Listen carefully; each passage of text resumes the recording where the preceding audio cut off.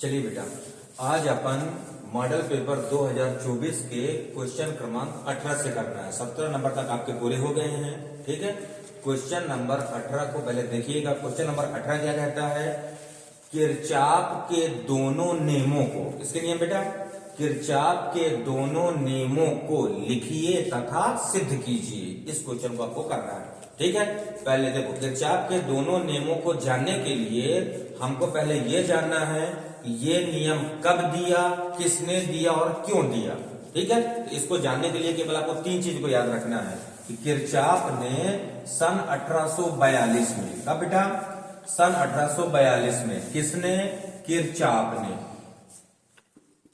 ठीक है, सन 1842 में किरचॉफ ने, जर्मन साइंटिस्ट था, किरचॉफ ने जटिल विद्युत परिपथ को सरल बनाने के लिए, काहे के लिए? जटिल यानी कठिन, जटिल विद्युत परिपथ को सरल बनाने के लिए अपने दो नियम प्रतिपादित किए, जिन्हें किरचॉफ के नियम कहते हैं। क्लियर? हम पढ़ रहे हैं बेटा किरचॉफ के नियम, ध्यान दीजिएगा।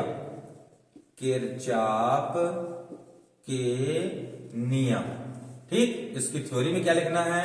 सन 1842 में किरचॉफ ने जटिल विद्युत परिपथ को सरल बनाने के लिए अपने दो नियम प्रतिपादित किए, जो निम्न है।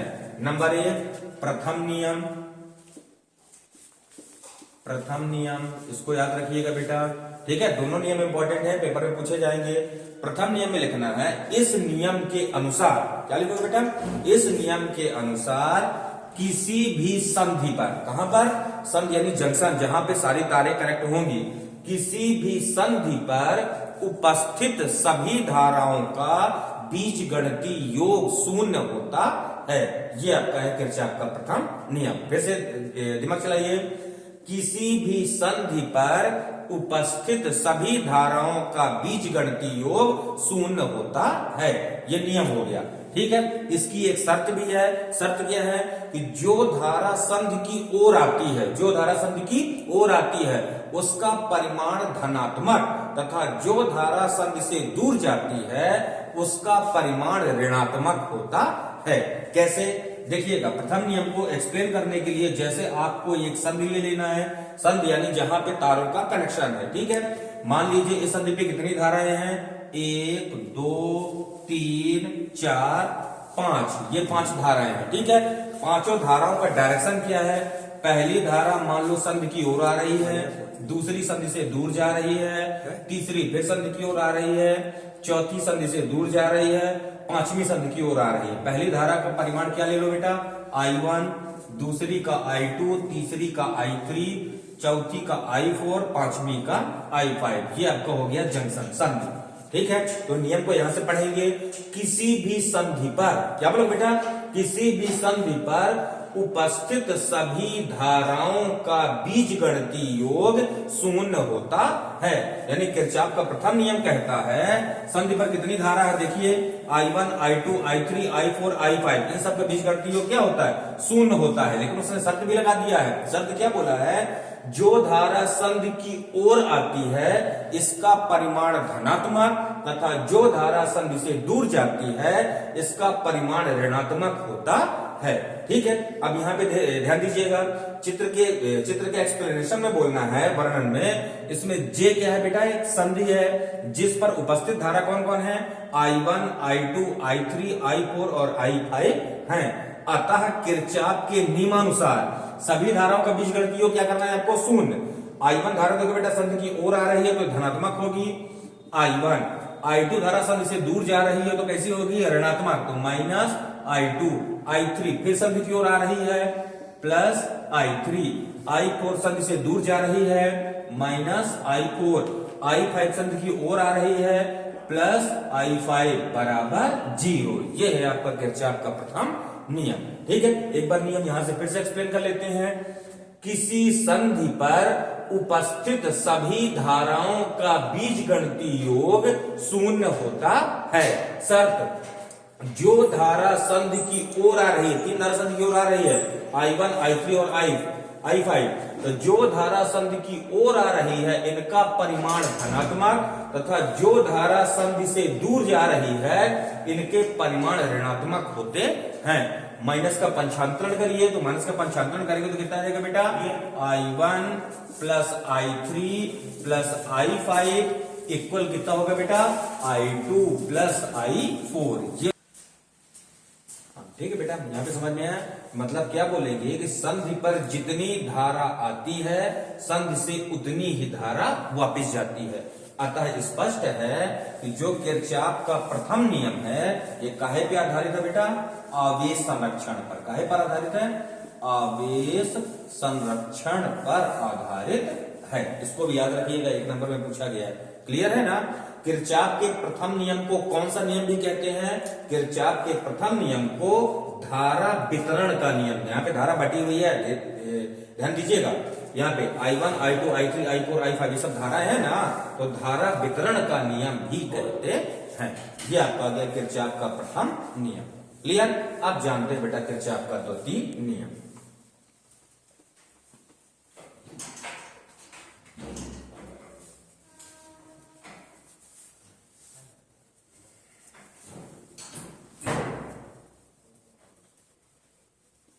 जिसको जहां समझ में ना आया करे बेटा उसको पूछ लिया करिए।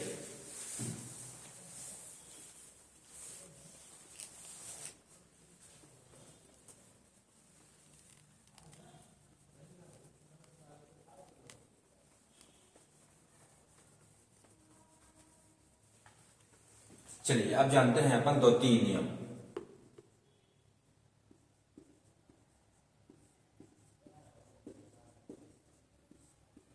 किरचॉफ का द्वितीय नियम, ठीक है। इसके नियम में ध्यान दीजिएगा। इसके मतलब द्वितीय नियम को एक्सप्लेन करने के लिए किरचॉफ ने विद्युत परिपथ का बंद पास लिया है। क्या लिया बेटा, विद्युत परिपथ का बंद पास। कैसे, ध्यान दीजिएगा।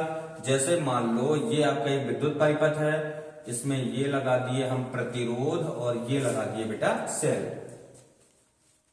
ये लगा दिए प्रतिरोध और ये हो गया आपका सेल। यहां पे केबल लगाना है आपको प्रतिरोध, ठीक है। 2 सेल लगा दिए जिनका विद्युत वाहक बल कितना कितना है, E1 और E2 प्लस माइनस, ठीक है। ये 3 रेसिस्टेंस लगे हुए हैं। इसका प्रतिरोध कितना है बेटा, R1, इसका प्रतिरोध R2, ठीक है। यहां पे कोई प्रतिरोध नहीं लगाते, देखिए लगा रखे, तो इसका प्रतिरोध कितना मान ले बेटा, R3, ठीक है। इसके द्वारा, इस सेल के द्वारा मान लो कितनी धारा बह रही है, I1। इस सेल के द्वारा कितनी धारा बह रही है, I2। विद्युत का प्रवाह हमेशा धन इलेक्ट्रोड से ऋण इलेक्ट्रोड की ओर होता है। अब यहाँ पे ध्यान दीजिएगा, यहां से कितनी धारा आई, I1, यहां से I2, तो इस डायरेक्शन में यानी इधर कितनी धारा बहेगी आपकी, I1 प्लस I2। ये है आपका बंद पास, ठीक है। तो इसमें नियम बनाते हैं, ध्यान दीजिएगा। क्या बोलोगे, किरचॉफ ने अपने द्वितीय नियम में बोला है इस नियम के अनुसार, क्या लिखना बेटा, इस नियम के अनुसार किसी विद्युत परिपथ के बंद पास में, किसी विद्युत परिपथ के बंद पास में, बंद पास का मतलब समझिएगा बंद जार यानी बंद विद्युत परिपथ, ठीक है।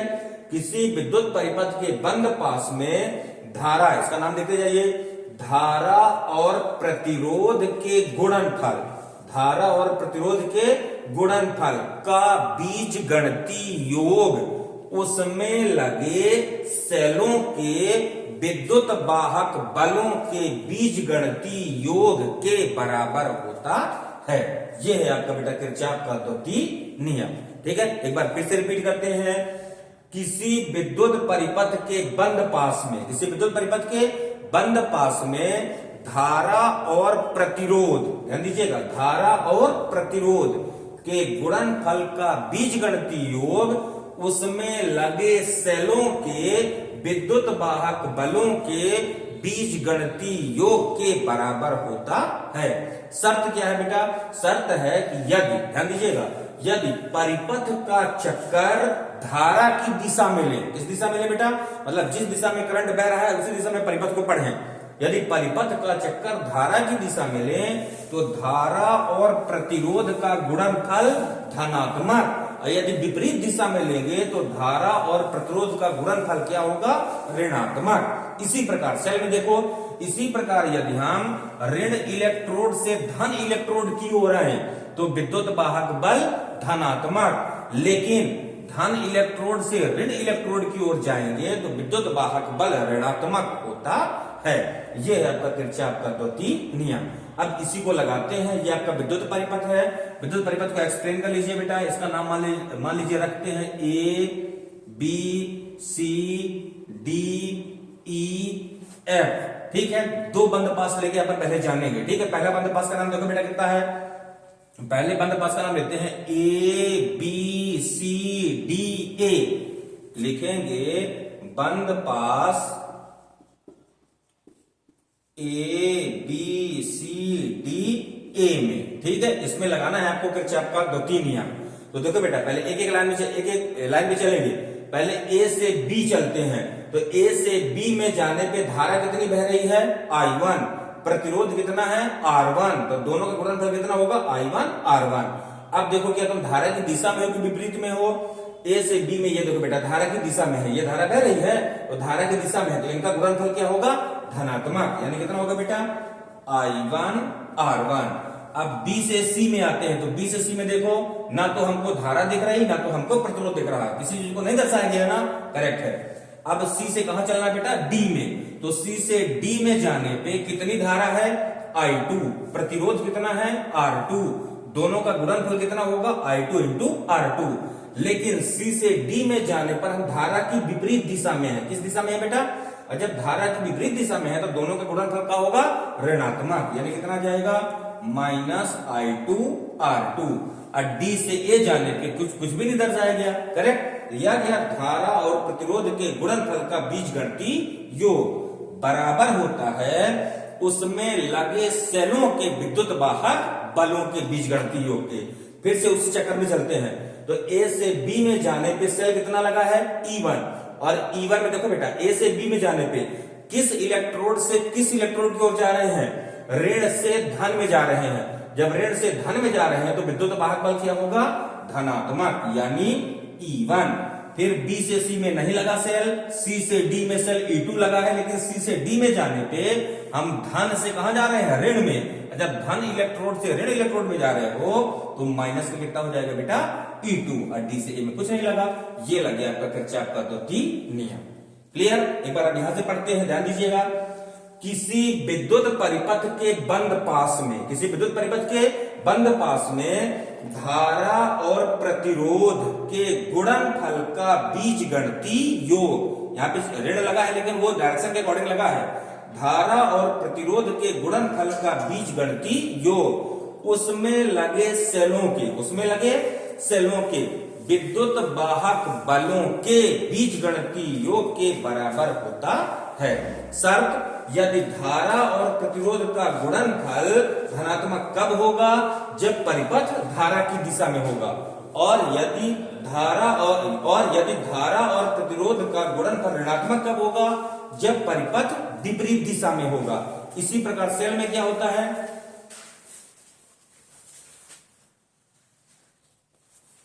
ठीक है बेटा, इसी प्रकार सेल में कैसे चलेंगे। सेल में देखो E1 में हम परिपथ के चक्कर में ऋण से कहां आए हैं धन, तो विद्युत वाहक बल धनात्मक, और दूसरे वाले में हम धन से कहां गए हैं ऋण, तो विद्युत वाहक बल का हो गया ऋणात्मक। ठीक है, एक और बंद जार लेते हैं। अब इस बंद जार का नाम यहां से पढ़ेंगे। ठीक है बेटा, ये वाला बंद जार लिखेंगे, बंद जार DCFED में। ठीक है, यहां से चलें, ध्यान दीजिएगा DCFED में। जब इस बंद जार को लेना है तो देखो बेटा पहले आपको D से C चलना है, तो D से C में देखो धारा की दिशा में हो, ये धारा का चिन्ह है। ठीक है, ये धारा की दिशा में है, और कितनी धारा है I2, प्रतिरोध कितना है R2, तो दोनों का गुणनफल का होगा धनात्मक, यानी कितना जाएगा आपका ये होगा I2 R2। C से F में कुछ भी नहीं फ्लो हो रहा, फिर F से E में अभी भी देखो बेटा धारा की दिशा में ही है, तो धारा की दिशा में है, धारा कितना है I1 प्लस I2, अब प्रतिरोध कितना है R3, तो ये आपका आ जाएगा बेटा प्लस का I1 plus I2 into R3 बराबर, E से D में कुछ नहीं लगा, ध्यान दीजिएगा, बराबर। अब सेल ढूंढना है, तो D से C में सेल लगा है E2, और D से C में आने में हम ऋण से धन में जा रहे हैं, तो ये क्या होगा आपका धनात्मक E2 और कहीं से लगा ही नहीं है। ये आपका आ गया बंद जार DCFE-D। ये हो गया आपका किरचॉफ का द्वितीय नियम।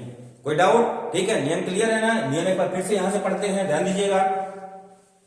किसी विद्युत परिपथ के बंद जार में या कि बंद पास में धारा और प्रतिरोध के गुणनफल का बीजगणितीय योग उसमें लगे सेलों के विद्युत वाहक बलों के बीजगणितीय योग के बराबर होता है। सर, यदि परिपथ का चक्कर धारा की दिशा में लें तो धारा और प्रतिरोध का गुणनफल धनात्मक और विपरीत दिशा में ऋणात्मक होता है। इसी प्रकार सेल में ऋण इलेक्ट्रोड से धन इलेक्ट्रोड की ओर जाने पर विद्युत वाहक बल धनात्मक और धन इलेक्ट्रोड से ऋण इलेक्ट्रोड की ओर जाने पर विद्युत वाहक बल ऋणात्मक होता है। ये क्वेश्चन 18वां के दोनों क्वेश्चन नंबर 18वां का पहला क्वेश्चन कंप्लीट, किरचॉफ के दोनों नियम। ठीक है, अब क्वेश्चन क्रमांक 18 का अथवा वाला करते हैं। ये भी इंपॉर्टेंट है बेटा इस चैप्टर का।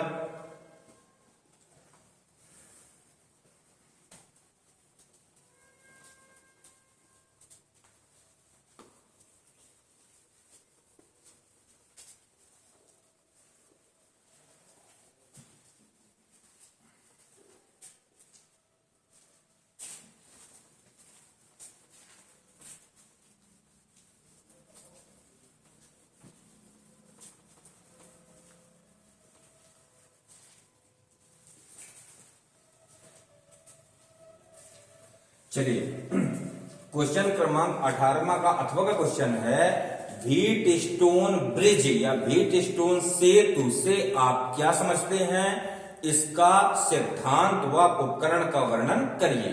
ठीक है, पहले अपन जानते हैं बेटा व्हीटस्टोन ब्रिज क्या है, तो व्हीटस्टोन सेतु क्या है। उसी डेट में, जिस डेट में किरचॉफ ने अपने नियम दिए हैं, ध्यान दीजिएगा, सन 1842 में। किस डेट में बेटा? सन 1842 में स्विट्जरलैंड का वैज्ञानिक, कहां का भौतिक शास्त्री है ये? स्विट्जरलैंड का भौतिक शास्त्री व्हीटस्टोन ने, किसने बेटा? व्हीटस्टोन ने क्या क्या लिया है? 4 प्रतिरोध। कितने प्रतिरोध? 4 प्रतिरोध। ठीक है, और एक सेल तथा एक गैल्वेनोमीटर, यानी एक सेल और एक धारामापी, धारामापी को लगाकर एक परिपथ बनाया, जिसे हम व्हीटस्टोन सेतु या व्हीटस्टोन ब्रिज कहते हैं। परिभाषा क्लियर है? एक बार फिर से परिभाषा को रिपीट करते हैं। किस डेट में बेटा? सन 1842 में स्विट्जरलैंड का भौतिक शास्त्री व्हीटस्टोन ने 4 प्रतिरोध और एक सेल तथा एक धारामापी को लगाकर एक उपकरण बनाया, जिसे हम व्हीटस्टोन सेतु या व्हीटस्टोन ब्रिज कहते हैं। अब आता है इसके उपकरण का वर्णन। इसने कैसा उपकरण बनाया है, ध्यान दीजिएगा।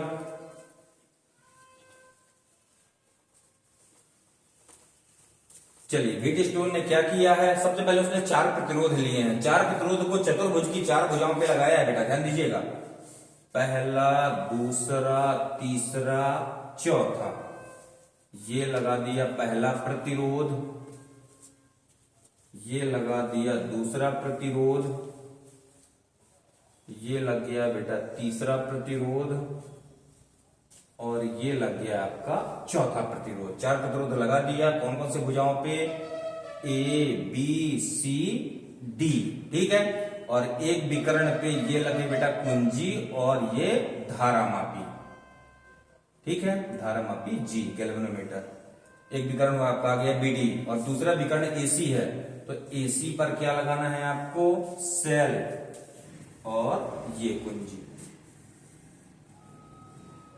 इस कुंजी का नाम रखते बेटा K1। सेल हो गया E प्लस माइनस, सेल से कितनी धारा बही? I विद्युत धारा। 4 प्रतिरोध कौन कौन है? P, Q, R, S। यहां से ध्यान दीजिएगा, यहां से कितनी धारा गई है? I। अब जो A के पास 2 पार्ट में बटी है, ऊपर गई है धारा आपकी I1 और इधर धारा आपकी आ गई है I2। अब यहां से कितनी धारा जा रही है? I1। ये आपका कुंजी K2 है। ठीक है, यहां से धारा गई I1 नीचे साइड गैल्वेनोमीटर के लिए, इधर धारा आ गई आपकी IG। कितनी धारा गई बेटा? IG। जब यहां से I1 गई, इधर से IG आ गई, तो इधर कितनी बची? इधर बचेगी I1 माइनस IG, इधर बची। ठीक है बेटा, इसी प्रकार इसमें देखो यहां से कितनी धारा गई I2, ऊपर से कितनी आ गई IG, तो इधर कितनी जाएगी I2 प्लस IG, ये हो गई परिपथ तैयार। ठीक, चलिए व्हीटस्टोन सेतु का यहाँ पे पूरा उपकरण का वर्णन करते हैं। ठीक है, ध्यान दीजिएगा, परिभाषा वही है, कितने प्रतिरोध लिए हैं, 4 प्रतिरोध। चारों को कहां लगाया है, चतुर्भुज की चारों भुजाओं पे। एक विकर्ण पे क्या लगाया है, धारामापी, दूसरे विकर्ण पे क्या लगाया है, सेल, और बनाकर एक ऐसा परिपथ तैयार किया। इस परिपथ को ही क्या कहते हैं हम, व्हीटस्टोन सेतु या व्हीटस्टोन ब्रिज कहते हैं। ठीक है, उपकरण के वर्णन में बोलना बेटा, 4 प्रतिरोध P Q R S को चतुर्भुज की भुजाओं AB BC AD व DC पर निरूपित हैं या पर दर्शाए गए हैं। एक लाइन क्लियर, कितने प्रतिरोध, 4, कौन कौन, P Q R S को चतुर्भुज की कौन कौन भुजा में, AB BC CD और DC पर निरूपित हैं। क्लियर है बेटा, और इसके बाद ध्यान दीजिएगा, विकर्ण BD पर, कहां पर, विकर्ण BD पर धारामापी G व कुंजी K2 तथा विकर्ण AC पर सेल E व कुंजी K1 लगाते हैं। ये हो गया आपका उपकरण का वर्णन। किसी को डाउट? अब आता है बेटा आपका सिद्धांत। व्हीटस्टोन का सिद्धांत क्या है, इसको जानते हैं। बोलोगे कि व्हीटस्टोन सेतु का सिद्धांत यह है, व्हीटस्टोन सेतु का सिद्धांत यह है, एक शर्त लगाया है उसने। शर्त क्या बोला है, सेतु संतुलन की अवस्था में। किस अवस्था में बेटा, अब ये पूरा सेतु हमारा संतुलित किस अवस्था में होगा, ध्यान दीजिएगा, जो कंडीशन है सेतु संतुलन की अवस्था, वह अवस्था है कि यदि धारामापी में बहने वाली धारा का मान कितना हो जाए, 0, यानी धारामापी में कोई विक्षेप उत्पन्न ना हो। धारामापी में कितनी धारा बह रही है, IG, यदि IG बराबर कितना हो जाएगा, IG बराबर 0, तो कौन सी कंडीशन आएगी, सेतु संतुलन की अवस्था। तो सिद्धांत में क्या लिखना है, सेतु संतुलन की अवस्था में दो क्रमागत, क्रमागत मतलब एक दूसरे से लगे हुए, सेतु संतुलन की अवस्था में दो क्रमागत प्रतिरोधों का अनुपात शेष दो क्रमागत प्रतिरोधों के अनुपात के बराबर होता है। क्लियर है, क्या है सिद्धांत व्हीटस्टोन सेतु का, इस सेतु संतुलन की अवस्था में दो क्रमागत प्रतिरोधों का अनुपात शेष दो क्रमागत प्रतिरोधों के अनुपात के बराबर होता है। यानी देखो सेतु संतुलन की अवस्था क्या है बेटा, IG बराबर 0, और दो क्रमागत प्रतिरोध कौन कौन है, P के क्रमागत Q है, यानी P बटे Q अनुपात में, यह कहा जाएगा P बटे Q बराबर कितना होगा, शेष दो क्रमागत कौन बचे, R और S, तो R बटे S, R बटे S। ये है आपका व्हीटस्टोन सेतु का सिद्धांत। ठीक है, एक बार सिद्धांत यहां से पढ़ते हैं, ध्यान दीजिएगा, किस कंडीशन में, IG बराबर 0, यानी सेतु संतुलन की अवस्था में दो क्रमागत प्रतिरोधों का अनुपात शेष दो क्रमागत प्रतिरोधों के अनुपात के बराबर होता है। ये हो गया आपका सिद्धांत। अब इसी सिद्धांत को प्रूव करते हैं, यानी कार्यविधि जानते हैं। अब जानना है आपको कार्यविधि या कि सूत्र की स्थापना। ठीक है, सिद्धांत को ही आपको प्रूव करना है, सूत्र की स्थापना। ठीक है, चलिए इस पे वर्क कैसे करना है, ध्यान दीजिए, इसकी वर्किंग लिखते हैं। सबसे पहला काम है आपको कुंजी K1 को चालू करना है। किसको चालू करना है बेटा, जैसे हम कुंजी K1 को चालू करते हैं तो सेल E से I एम्पियर की विद्युत धारा प्रवाहित होती है। दिख रहा ना, हमने कुंजी K1 को चालू किया तो सेल E से कितनी धारा बही लड़को, सेल E से I एम्पियर की विद्युत धारा बही, जो बिंदु A पर, किस बिंदु पर, जो बिंदु A पर I1 और I2 में, कहेगा में बिंदु A पर I1 और I2 में विभक्त हो जाती है। क्लियर, पहली लाइन, जैसे हमने कुंजी K1 को चालू किया तो सेल E से कितनी धारा बही, I विद्युत धारा, जो बिंदु A पर काहे में डिस्ट्रीब्यूट हो गई, बिंदु A पर I1 और I2 में विभक्त हो जाती है। ठीक है, अब देखो बेटा, जैसे धारा I1 I2 में बढ़ गई तो प्रतिरोधों में कितनी कितनी धारा बही, ये लिख देना है, जिस कारण प्रतिरोध P Q R और S में धारा क्रमशः, चारों में अलग अलग बोलेंगे, में धारा क्रमशः, P में देखो I1, Q में I1 माइनस IG, R में I2 और S में I2 प्लस IG धारा प्रवाहित होने लगती है। क्लियर, ठीक है, लाइन में फिर से ध्यान दीजिए, जैसे हमने कुंजी K1 को चालू किया तो सेल ई से कितनी धारा बही, I विद्युत धारा, जो बिंदु ए में काहे काहे में I1 और I2 में बट गई, तब प्रतिरोधों PQRS पर क्रमशः I1 माइनस IG, I2 और I2 प्लस IG धारा प्रवाहित होती है। अतः ध्यान दीजिएगा, अब आपको बंद पास पढ़ना है परिपथ का, ठीक है। एक बंद पास क्या है, ABDA लिखेंगे बेटा, अतः बंद पास ABDA में, ठीक है। इसे चलना, ध्यान दीजिएगा, A से B, B से D, D से A। तो A से B में पहले ये देखो कि क्या हम धारा की दिशा में एक विपरीत में, तो A से B में ये देखो बेटा धारा की दिशा में है। जब धारा की दिशा में किरचॉफ का द्वितीय नियम लगा रहे हैं, ठीक है, बंद पास ABDA में किरचॉफ के द्वितीय नियम से जब किरचॉफ को द्वितीय नियम लगाएंगे तो A से B में हम धारा की दिशा में है, तो धारा कितनी है I1, प्रतिरोध कितना है P, तो दोनों का गुणनफल धनात्मक होगा, यानी कितना आएगा बेटा I1P। B में पहुंच गए, B से D में कितनी धारा है IG, प्रतिरोध कितना है G, B से D में भी हम धारा की दिशा में ही हैं, तो प्लस का कितना होगा IG इंटू G। और D से A चलना है, तो D से A में हम धारा की विपरीत दिशा में हैं, तो धारा की विपरीत दिशा में तो कौन सा साइन आएगा बेटा माइनस। कितनी धारा है I2, प्रतिरोध कितना है R, तो ये आपका जाएगा माइनस का I2 इंटू R बराबर।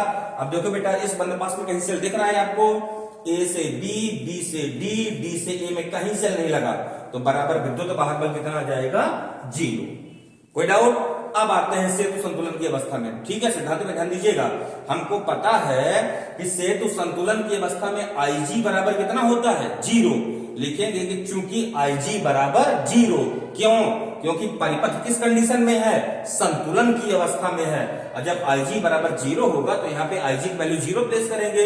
जब IG का मान 0 रखेंगे तो कितना बचेगा बेटा, देखिए भला I1P माइनस का I2R बराबर 0, क्योंकि ये वाला पूरा पद 0 हो जाएगा, ठीक है। इसको उधर ले जाओ, कितना जाएगा बेटा आपका ये I1P बराबर I2R, I2 को इधर बुलाओ तो I1 बटे I2 बराबर R बटे P, समीकरण नंबर 1।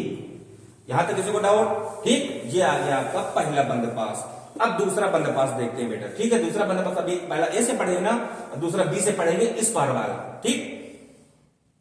लिखेंगे बंद पास BCDB में, और जब बंद पास BCDB लेना है, ये वाला बंद पास है बेटा, ध्यान दीजिएगा, BCDB में वही नियम लगाना है किरचॉफ के द्वितीय नियम से, ठीक है। किरचॉफ के द्वितीय नियम में B से C पढ़ना है, तो देखो बेटा B से C में हम धारा की दिशा में ही हैं, और धारा की दिशा में कितनी धारा बह रही है I1 माइनस IG। अब प्रतिरोध कितना है Q, तो ये कितना होगा बेटा, ये आपका होगा I1 minus IG into Q। अब C से D में आना है, तो C से D में हम धारा की विपरीत दिशा में है, क्योंकि धारा नीचे से ऊपर बह रही है, तो C से D में विपरीत दिशा में हो तो कौन सा साइन आएगा माइनस। कितनी धारा है लड़कों I2 प्लस IG। अब प्रतिरोध कितना है यस। अब D से B में फिर धारा की विपरीत दिशा में हो, तो धारा की विपरीत दिशा में कौन सा साइन आएगा माइनस। कितनी धारा IG। अब प्रतिरोध कितना है G बराबर, सेल ढूंढो कितना है, B से C, C से D और D से B में कोई भी सेल नहीं दिख रहा, तो बराबर G आ जाएगा। फिर से वही कंडीशन, चूंकि जो सेतु है कौन कंडीशन में है, संतुलन की अवस्था में है। लिखेंगे सेतु संतुलन की अवस्था में IG बराबर 0, और जब IG का मान 0 के बराबर रखोगे उसमें जहां जहां IG दिखे वहां वहां 0 रखना है। इधर देख गया IG की जगह 0, तो कितना बचेगा बेटा I1 इंटू Q माइनस, ठीक है। इधर भी देख गया कितना बचा I2 into yes, I2 into yes, ये वाला पूरा पद 0 हो जाएगा जब IG का मान 0 है, तो बराबर कितना बचेगा बेटा 0। I2 यस को उधर ले जाओ तो I1Q बराबर I2 यस, I2 को इधर बुलाओ तो I1 बटे I2 बराबर S बटे Q, समीकरण नंबर 2 क्लियर हो जाएगा। अब समीकरण 1 और 2 को कंपैरिजन करना है, ठीक है। क्या लिखेंगे बेटा, समीकरण 1 और 2 से देखो बेटा जब दोनों की तुलना करेंगे तो दोनों के लेफ्ट हैंड साइड क्या है बराबर। एक का भी लेफ्ट हैंड साइड कितना है I1 बटे I2, 2 का भी लेफ्ट हैंड साइड कितना है I1 बटे I2। जब दोनों के लेफ्ट हैंड साइड बराबर है तो राइट हैंड साइड भी क्या होंगे बेटा, बराबर। लिखोगे समीकरण 1 और 2 से, तो कितना हो जाएगा आपका, ये बोलिए भला, R बटे P बराबर ये कितना है बेटा, S बटे Q। तीरे गुणा कर दो, तो तीरे गुणा करोगे तो कितना आएगा, बोलिए भला, PS बराबर RQ। PS बराबर RQ। पंचांतरण करो, Q को इधर बुलाएं, S को उधर ले जाएं, तो कितना आ जाएगा आपका, बोलो भला। यह आपका आ जाएगा P बटे Q बराबर R बटे S। ये है आपका व्हीटस्टोन सेतु का सिद्धांत। ये देख लीजिए, P बटे Q बराबर R बटे S। यानी किस कंडीशन में, सेतु संतुलन की अवस्था में दो क्रमागत प्रतिरोधों का अनुपात शेष दो क्रमागत प्रतिरोधों के अनुपात के बराबर होता है। यह है आपका व्हीटस्टोन सेतु का सिद्धांत। क्लियर? ठीक, चलिए अगला क्वेश्चन।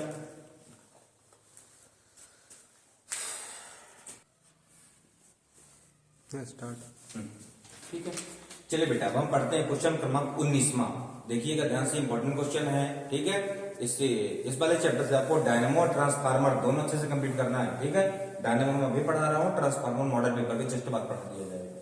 ठीक है, इसमें क्वेश्चन कह रहा है, प्रत्यावर्ती धारा डायनेमो का वर्णन निम्न शीर्षकों के अंतर्गत करना है। नंबर 1 सिद्धांत है बेटा, नंबर 2 नामांकित रेखा चित्र है, नंबर 3 कार्य। ठीक है, आपने दोनों डायनेमो पढ़े हैं, एसी भी पढ़ा है और डीसी भी पढ़ा है। पहले अपन डायनेमो को परिभाषित करते हैं। ठीक, चलिए डायनेमो तो सबको पता है ना, जनरेटर। ठीक है, विद्युत उत्पादक यंत्र, इसी को अपन डायनेमो बोलते हैं, जनित्र भी बोलते हैं।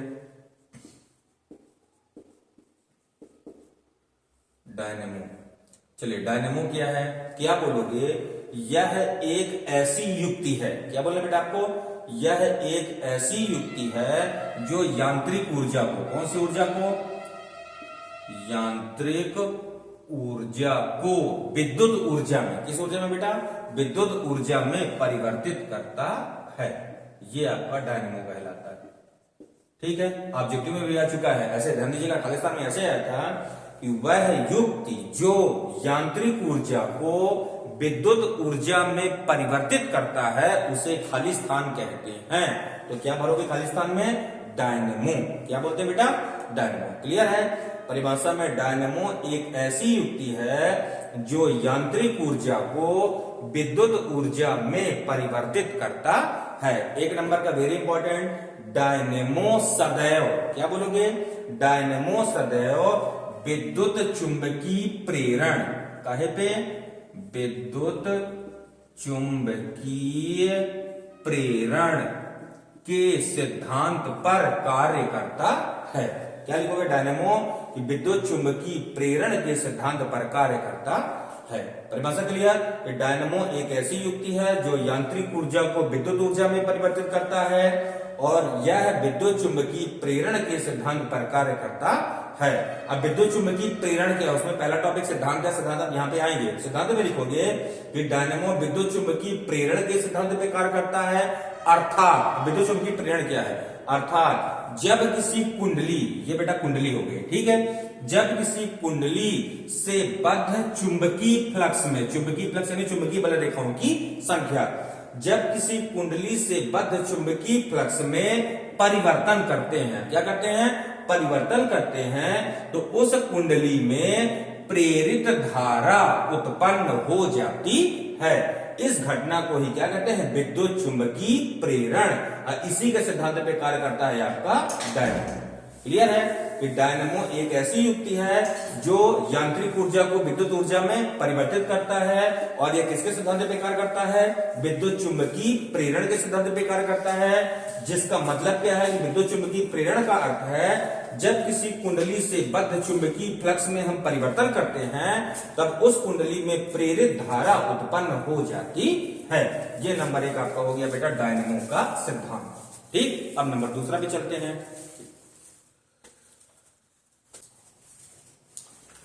ठीक है बेटा, डायनेमो का सिद्धांत कंप्लीट हो गया। सिद्धांत क्लियर है, विद्युत चुंबकीय प्रेरण सिद्धांत पे कार्य करता है और इसका मीन्स क्या है। अब दूसरा नंबर जानते हैं।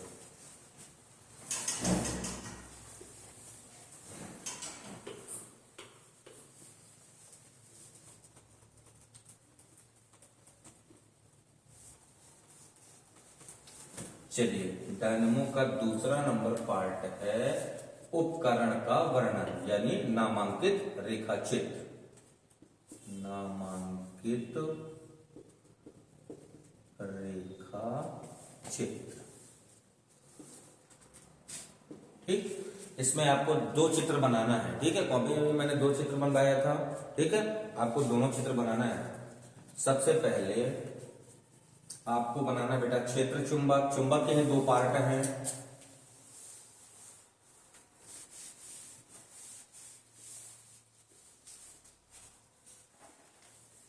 ये बन गए क्षेत्र चुंबक, ठीक है। इनके सिरे कैसे कटे हैं? अवतलाकार। ये आपका 2 नंबर में क्वेश्चन बना था कि चुंबक के ध्रुवखंड अवतल के आकार के क्यों कटे होते हैं, ठीक है। तो आंसर क्या था, क्यों कटे थे? ताकि चुंबकीय क्षेत्र आपको कैसा प्राप्त हो? त्रिज्यीय। त्रिज्यीय चुंबकीय क्षेत्र ज्यादा से ज्यादा चुंबकीय बल रेखाओं को रिलीज करता है, यानी चुंबकीय क्षेत्र की तीव्रता सबसे ज्यादा होती है। इसके बीच में लगाना है आपको आर्मेचर, ये लगा दिए बेटा आर्मेचर।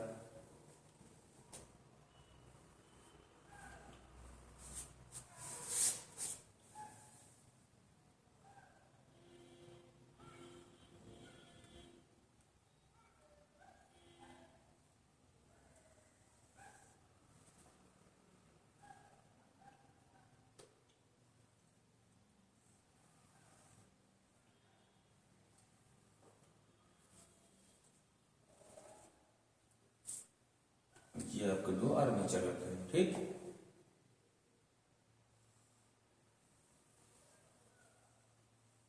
ये आपके हो गए भाग प्रतिरोध।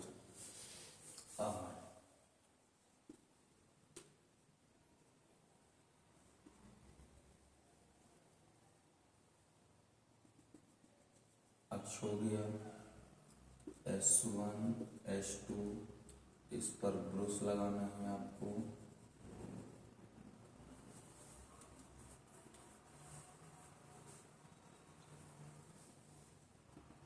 ब्रशेस आपके बेटा B1 और B2। पहले में विद्युत धारा कहां से कहां बहेगी? B2 से B1 की ओर, ठीक है। सेम डायग्राम दूसरा बनाना है आपको सेकेंड हाफ का। N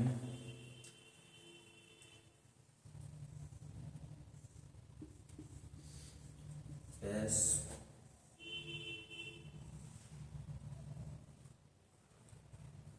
आर्मेचर, ठीक है। इसमें ध्यान दीजिएगा, इसमें छोटे वाला बड़े की जगह आ जाएगा। अब ये CD में आपका ये वाला बड़ा वाला पार्ट आएगा।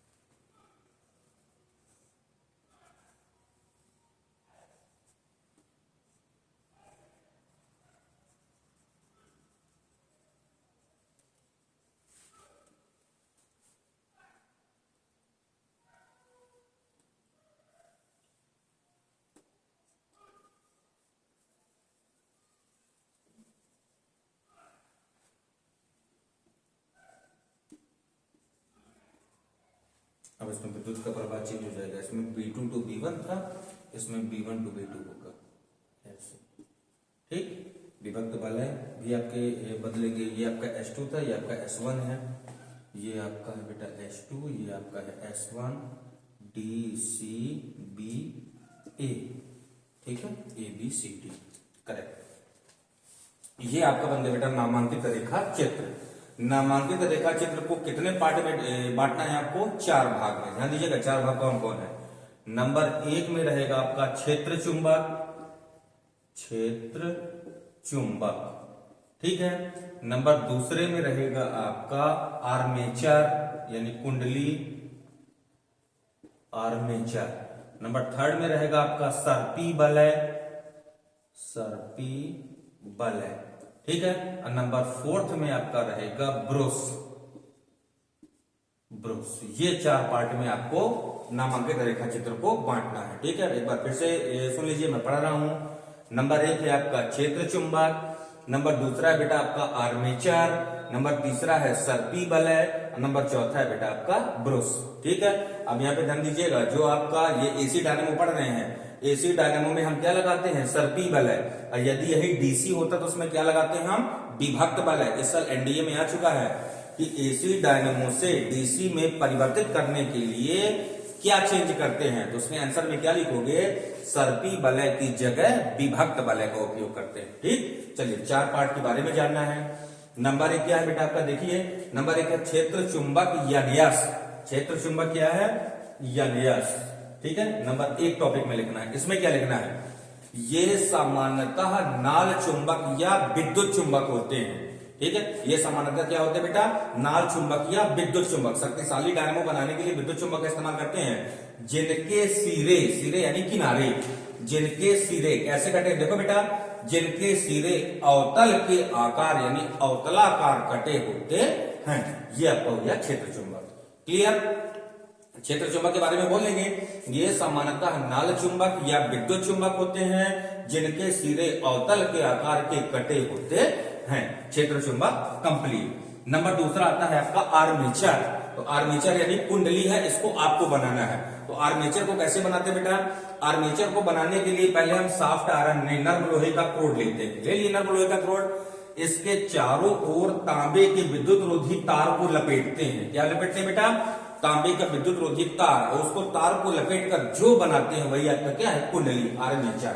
तो क्या बोलोगे आर्मेचर में, इसे बनाने के लिए, आर्मेचर का नाम देखो क्या बेटा, एबीसीडी। ठीक है, एबीसीडी इसमें लिखना है, इसे बनाने के लिए नर्म लोहे के क्रोड के चारों ओर तांबे के विद्युत रोधी तार को लपेटते हैं। ये आपका हो गया आर्मेचर, करेक्ट है। अब आता है आपका सर्पी वलय। तो सर्पी वलय कौन कौन है, देखो वाला S1 और S2। तो लिखना है आपको सर्पी वलय S1 S2। ठीक है, यहां पे ध्यान दीजिएगा, आर्मेचर के दोनों किनारों पर, कहां पर बेटा, आर्मेचर के दोनों किनारों पर तांबे के, काहे के लगे होते हैं ये, तांबे के सर्पी वलय S1 और S2 है, जो आर्मेचर के साथ घूमते हैं। आर्मेचर के साथ क्या होता है बेटा, घूमते हैं। क्लियर है, सर्पी वलय में क्या बोलोगे, आर्मेचर के दोनों किनारों पर, आर्मेचर के दोनों किनारों पर तांबे के बने सर्पी वलय S1 और S2 हैं, जो आर्मेचर के साथ घूमते हैं। नंबर 4 बेटा ब्रुश। ब्रुश कौन है, B1 और B2।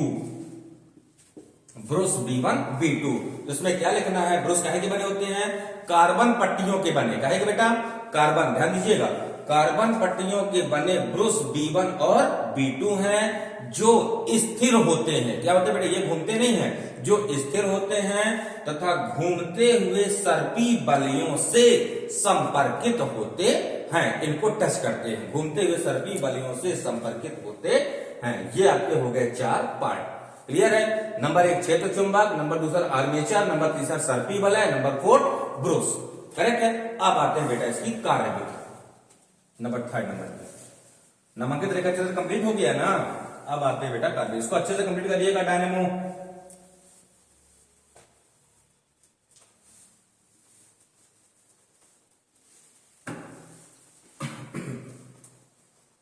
चलिए बेटा, अब आपका आता है कार्य विधि।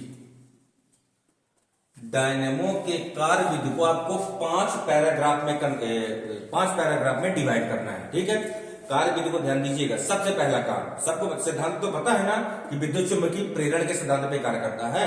तो क्या लिखेंगे सबसे पहले कार्य विधि में, पहले पर ध्यान दीजिएगा, जब आर्मेचर को, ये आर्मेचर है, जब आर्मेचर को क्षेत्र चुंबक यनयस के मध्य वामावर्त दिशा में, एन की तरफ घुमाना है, ध्यान दीजिएगा, जब आर्मेचर को क्षेत्र चुंबक यनयस के मध्य वामावर्त दिशा में घुमाते हैं, तब आर्मेचर यानी कुंडली, तब कुंडली से बद्ध चुंबकीय फ्लक्स में परिवर्तन होता है, जिस कारण कुंडली में प्रेरित धारा उत्पन्न हो जाती है। पहला पैराग्राफ क्लियर। एक बार फिर से रिपीट कर रहा हूं, ध्यान दीजिएगा। किसको घुमाना है आपको? आर्मेचर को। कहां घुमाना है? क्षेत्र चुंबक के बीच में। कैसे घुमाना है? वामावर्त दिशा में। जब घुमाएंगे तब क्या होगा? आर्मेचर से बद्ध चुंबकीय फ्लक्स में परिवर्तन होगा, जिस कारण आर्मेचर में क्या बहेगी बेटा? प्रेरित धारा बहने लगती है। एक पैराग्राफ क्लियर। सेकंड पैराग्राफ में क्या बोलेंगे? आर्मेचर के प्रथम अर्धचक्र में, प्रथम चक्र मतलब जब आर्मेचर आधा घूमे, आर्मेचर के प्रथम अर्धचक्र में प्रेरित धारा की दिशा ABCD होती है। क्या बोलोगे बेटा?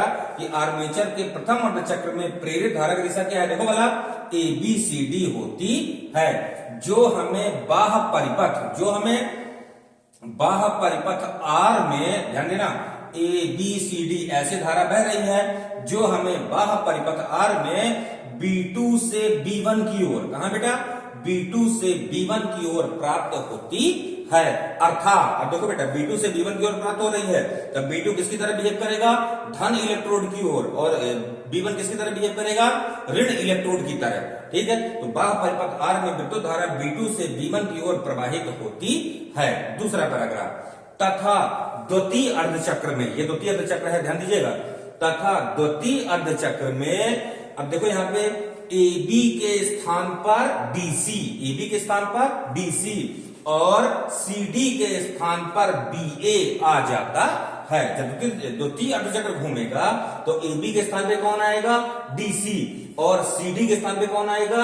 BA आ जाता है, जिस कारण प्रेरित धारा की दिशा, क्या बोलोगे बेटा? जिस कारण प्रेरित धारा की दिशा DCBA हो जाती है, और हमें बाह्य परिपथ R में यह धारा B1 से B2 की ओर, इस वाले में ध्यान देना, इस वाले में B2 से B1 की ओर, इस वाले में B1 से B2 की ओर प्राप्त होती है। यानी अब इसमें B1 किसकी तरह बिहेव करेगा? धन इलेक्ट्रोड की ओर, और B2 किसकी तरह बिहेव करेगा? ऋण इलेक्ट्रोड की तरह। क्लियर हो गया? ये दो पैराग्राफ कंप्लीट। पहले पैराग्राफ में क्या बोलना है? जब आर्मेचर को क्षेत्र चुंबक NS की मध्य वामावर्त दिशा में घुमाते हैं, तब आर्मेचर से बद्ध चुंबकीय फ्लक्स में परिवर्तन होता है, जिस कारण इसमें प्रेरित धारा बहती है। दूसरे पैराग्राफ में आर्मेचर के प्रथम अर्धचक्र में प्रेरित धारा की दिशा ABCD होती है, जो हमें बाह्य परिपथ में B2 से B1 की ओर प्राप्त होती है।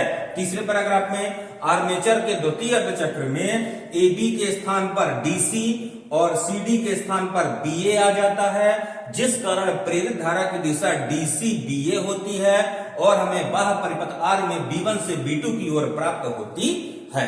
तीन पैराग्राफ कंप्लीट। चौथे पैराग्राफ में ध्यान दीजिएगा, चौथे पैराग्राफ में ये बोलोगे, जब आर्मेचर का तल, किसका तल बेटा?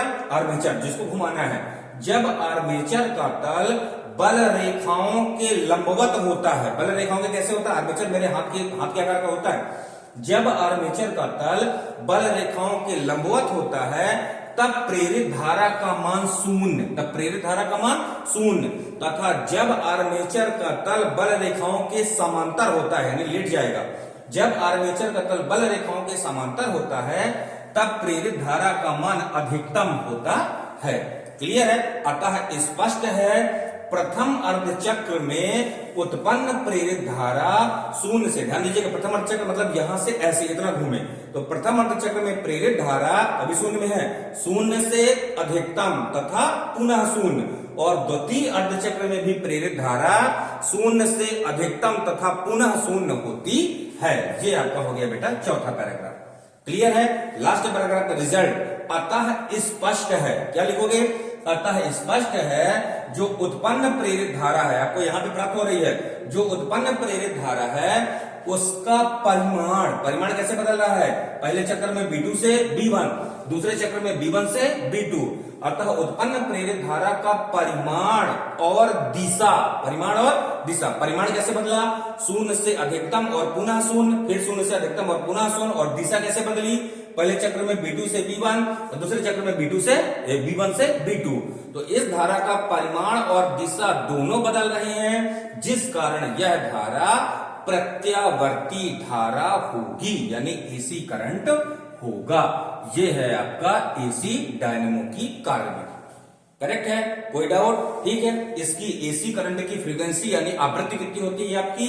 50 चक्कर प्रति सेकंड। 5 पैराग्राफ में इसको डिस्ट्रीब्यूट करना है, ठीक है। एक बार मैं पूरी कार्यविधि को लगातार पढ़ देता हूं, दिमाग में रिमाइंड करिएगा। सबसे पहला काम क्या करना है आपको कि आर्मेचर एबीसीडी को क्षेत्र चुंबक एनएस के मध्य वामावर्त दिशा में घुमाना है, जिस कारण आर्मेचर से बद्ध चुंबकीय फ्लक्स में परिवर्तन होगा और हमें प्रेरित धारा प्राप्त होती है। आर्मेचर के प्रथम अर्धचक्र में प्रेरित धारा की दिशा एबीसीडी होती है, जो हमें बाह्य परिपथ आर में B2 से B1 की ओर प्राप्त होती है। द्वितीय अर्धचक्र में AB के स्थान पर DC और CD के स्थान पर BA आ जाता है, जिस कारण प्रेरित धारा की दिशा DC BA होती है, जो हमें बाह्य परिपथ R में B1 से B2 की ओर प्राप्त होती है। 3 पैराग्राफ क्लियर। चौथे पैराग्राफ में जब आर्मेचर का तल बल रेखाओं के लंबवत होता है तब प्रेरित धारा का मान 0, जब बल रेखाओं का तल और जब आर्मेचर का तल बल रेखाओं के समांतर होता है तब प्रेरित धारा का मान अधिकतम होता है।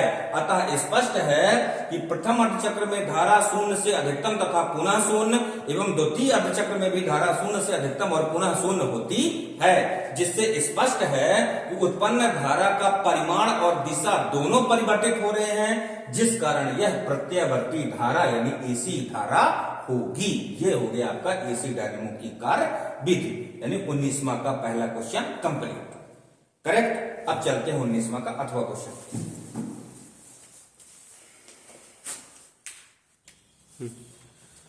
चलिए बेटा, अब क्वेश्चन क्रमांक 19वां का अथवा करते हैं, ठीक है। ये भी इंपॉर्टेंट क्वेश्चन है, बढ़िया, प्रत्यावर्ती धारा का। क्वेश्चन क्या कह रहा है कि दो एक दूसरे से लिपटी समाक्षी लंबी परिनालिकाओं के लिए अन्योन्य प्रेरकत्व का व्यंजक, ठीक है। ध्यान दीजिएगा, ये आपका पढ़ा हुआ है। दो लंबी समाक्षी परिनालिकाएं